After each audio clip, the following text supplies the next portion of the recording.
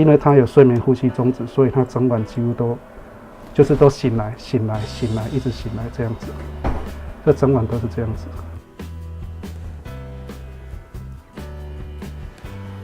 我们也遇过有一些个案，脑中风的个案找不到其他危险因子，但是后来细问之下发现说晚上老公睡觉会有呼吸暂停的情况，当然会停个20秒，然后突然又好像会有那种这种情况。那这种情况就是第一个二氧化碳浓度会过高，那再就是血液会容易凝集产生血栓。